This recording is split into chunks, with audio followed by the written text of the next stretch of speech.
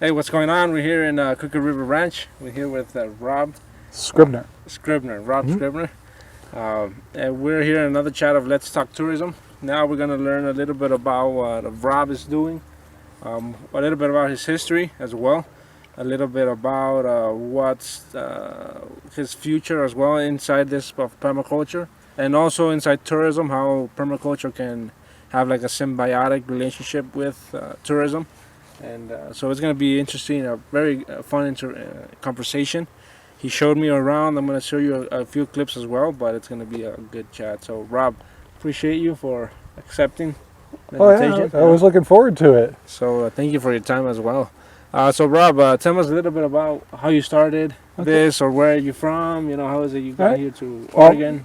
my name is Rob Scribner, and I'm known as Ranger Rob. Ranger And the Rob. reason being is we bought, we actually own the trademark Ranger Rob. So a lot of our products and things we do has Ranger Rob. So our channel and what we're doing here, Cinder, we have a dog digging right next to us. Yeah. Sure. So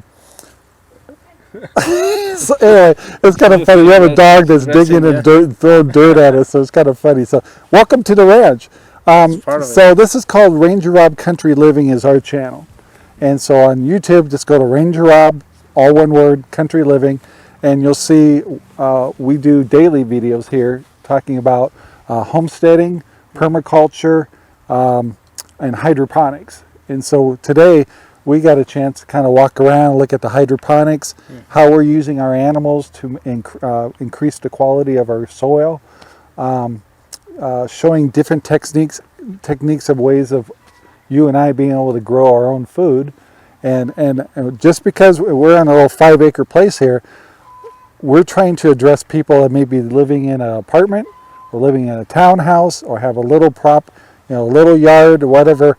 You can do what we're doing here. So he'll be kind of showing you some pictures and stuff, but what we want to demonstrate here is my goal is to teach people how to grow their own food. And if it's just growing plants, great. If you want to introduce animals, and if you do introduce animals, to let your animals help develop your land. Because the other problem we're having in the United States is fertilizers. Well, what's a natural fertilizer in good old chicken poop and rabbit poop, and we have pigs here, so we use their poop, cow poop, all that stuff is great fertilizer, and we may not be able to get any as the time going on because of shortages. So you told me that is something. So yeah, and then you showed me around, and it's like incredible the level of different crops and different resources you can create. yeah, It's pretty like amazing, you know. It's respectful. Huh? yeah, it's good for the environment, good for the earth. Yes, and the things you tell me that you're gonna do as well is really even better, which I think that should be implemented. Obviously, like you said, here in the Central Oregon region, you know, but in other places of the world, why not? Huh? If you have the soil, if you have the space, if you have the tools, you can do anything. Yeah, and we're trying to show you, like, I've been fortunate, I can buy like new lumber and stuff like that, but hey, if you got scrap lumber and scrap materials, a lot of things that we do here can be done and built with scrap materials. And just use a little bit of cleverness and a couple of nails and screws and you're set to go. One of the things that we are really proud about is showing you how to do hydroponics here. And we do 4 types here, and for those who are into hydroponics, we do what's called grow towers, which does not recycle the water, by the way. We do those for strawberries. We have what's also called NFT, which is nutrient film transfer hydroponic systems. And our greenhouse that's next to us, I don't know if you can see it in the camera, but you'll see it in his pictures. We have a floating raft system, and we also have Beto buckets, or another name for them is Dutch bucket systems for hydroponics. And it's funny is one of the 2 things around here is, one, soil's not always the best here in Central Oregon. You need to develop it. And water, we want to make sure that we're not wasting water. And believe it or not, even though I'm saying hydroponics, you're actually using much less water in hydroponics than you would a conventional garden. So we're pretty proud of that. So I wanted to ask you, this just popped up in my mind, huh? Do you think that Oregon or the central region of Oregon is it doing that? Is it focused like the Department of Agriculture? Is it focused into permaculture? Or is it using conventional? There's a lot of political reasons Yeah. for what they're doing and stuff in all areas, but there is a few. Like for example, there is a what the heck is this?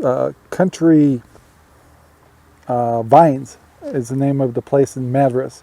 He's actually growing tomatoes in hydroponics in greenhouses year round, and it's a big operation, and he's selling to local grocery stores and places already. So people are doing it, and when they do, they're making a killing. And so he grows big beef tomatoes, and they're beautiful, and he can do it almost a year round because he's got a greenhouse that can control the environments. So he can keep it 70 degrees all the time, and they're really nice. Huh. But the problem is we all, all of our farmers came in here doing traditional farming. Do they come from out of state? Or what? Yeah, and usually it's influences from the outside. And so they come in, they tear up their land, and they use it, and they just fall back on fertilizers and then pesticides. Do you know there's like native corn here? Or there's I couldn't tell you. I don't know. But the thing is getting, if we're going to continue to have these shortages and we're going to continue to have problems with our environment to get the chemicals we want to do the farming we do now, I think a lot of people, there is bigger ranches out there that are using permaculture as the solution to being better on the environment, better on the earth, better quality, taking better care of your animals, like having, when you hear free birds or animals free ranging, or pigs or happy animals or not being in cages and stuff, permaculture solves that problem. And so here we do small versions of all of it so people can come here and touch and feel. If you want to see how we use our pigs to take care of our land and develop it, we can actually show you the stages of it. Our chickens are not only making eggs for us, but they also have a job to work in our yard and help work the land, take care of our animals. We have 2 dogs here, by the way, so they'll come visit us. This is Belle. She's a sweetheart. Yeah, she's pretty kind. Yep, she's a farm dog. She's a farm animal, yes. And but anyway, what we're just trying to show you guys is what you can do in a small scale and big scale, and then actually show it actually happening. So you can actually come here and see hydroponics. You can actually see us do permaculture, and I was able to show him the results of what has happened once the animals touch the land. I wanted to ask you, do you think it's how do you say, how difficult do you think it is for somebody who wants to start permaculture, or do you think it's what's like the best tips of advice you could say for somebody that wants to? Yeah, small scale. One thing that comes to mind, really pops in my head right away when you say that, is rabbits. If you have a little property, let's say you just had a little house in Arizona, Mesa or whatever, you could probably get away with growing, 2-3 rabbits? Well, you've got everything you need to have a great garden. Because I always tell you, rabbits have got magic pellets. And what's really cool about rabbits is those little pellets can go right into the ground right away. It doesn't hurt the plants or anything. And unlike some chicken manure, you got to wait a little while. But anyway, so build yourself above ground garden. Get yourself a couple of rabbits. Don't buy all those chemicals. Put that rabbit poop in your garden, and you'll make a killing. And that's cheap, super cheap. And you got fuzzy little rabbits. You don't have to eat the rabbits either. You can be pet rabbits. They're pretty good in the stew, huh? Yeah, yeah. That's. I mean, Pozole. if you want to go farther with that, and rabbits are wonderful food, and they multiply fast, and it's very affordable. But you can grow crops or like lettuce or anything, radish, yeah. Anything, yeah. Strawberries. Yeah, we strawberries. We love the strawberries here, but we do probably pounds and pounds of lettuce and Swiss chard. We do corn here. We do really good on peppers. It's a whole variety. Yeah, so, but you know, if anything, we can make our grocery bill go way down. That's the plan, you know. And I wanted to add, regardless to that, you brought up a good question. Do you think the community feel of Central Oregon is prepared for like permaculture, like with their habits? They could be, and They'll it be does up for it does take a cycle. For example, you came here in an early stage where every year we've been adding more to our permaculture. So this year was our pigs. So he got to see a tour of our pigs, Yep. and where we've just started rotating them through the fields, and they tear up the land and they poop and pee in it, which is all good stuff. Then we come in behind it, and then the next thing we'll be doing is bringing the chickens in behind that, and they'll churn things up and add to it. And then we come in with a tractor and just kind of level it out and cover up all that poop and pee and all that stuff, which is just miracle fertilizer. And so we're just starting early in each stage. Next year we might introduce a llama and let the llama walk around the fields and do their thing and add to the soil. And pretty soon this light brown soil you see around here will start getting darker and prettier. And of course we do compost too. So we'll kick our compost around and very fertile. Yeah, so our land, our soil will be better than when we started. So the old saying of leaving the land better than when you found it, that's our goal here. That's a great goal. And regarding, I'm going to bring a topic regarding tourism. Yes. What do you think the relationship is between permaculture and tourism? I think there's a lot. And for here as well, for this region, even for your place, like what tourism potential do you see in your place? Like in this? If I was a family with a couple of kids, and we came to Central Oregon, which Central Oregon's a wonderful place to vacation. We have, skiing and we have rivers here, and we have reservoirs for fishing. What would be funner than coming to a ranch or a little place like ours, a homestead? And permaculture means animals. It means food. It means techniques and stuff. And what would be funner for kids than to be able to pet the animals, see the animals, and then learn that the animals are more than just an animal. They can actually help out with the land and help grow food and have a mission with the land, and then also be able to grab a strawberry and taste it right off the vine and pet a pig or pet a llama or pet a cow.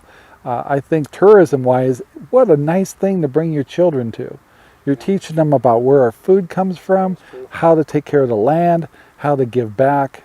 I think if everybody had several little homesteads around this area, people would love to come here, and you could actually have some products. You maybe even sell some of your plants, sell some seedlings, send them home with a head of lettuce. So it's not only good for the person that's going on the tour, but it's good for the person that's doing the tour. That is great, yeah, and it came up a lot of ideas in my mind. I know, it's like all day when we're talking, it's like, why don't you do this, whatever, Yeah, and definitely. ours is the education. We like to workshops educate. or something like Yeah, that. and we sell some of our own products, but Have you started doing workshops maybe with like the people or the high schoolers in Redmond? Probably if they discovered us, we'd do it. I You'd mean, be up for that? yeah, I mean, we do it in a heartbeat. I actually used to be a teacher in aerospace, so I don't mind teaching. And if yes, it's you for can young, answer that. especially young Yeah. kids, I mean, our young kids need to know where their food's coming from and how to work hard and get benefit from being accountable. And so to me, it's important that we take the time to teach our kids this kind of stuff. So you and I both talked about that. Yeah, Our kids really need to know. That's something that I was gonna get to, like the future, like of this community, like the youth. How do you see the youth towards this? Like towards this type of living.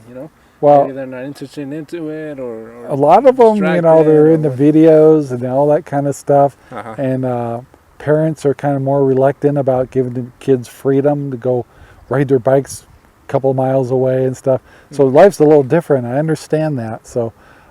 But I think we may see some hardships coming, and I don't want to be gloom and doom thing, but I look at the hardships as something good. It will cause cause you to shut off the television more, probably not play video games. You'll have to shut off some of those subscriptions and stuff. And the kids are going to, like, maybe we need to grow a little food in the backyard, and the kids are involved, and pretty soon they realize there's more to life than electronics.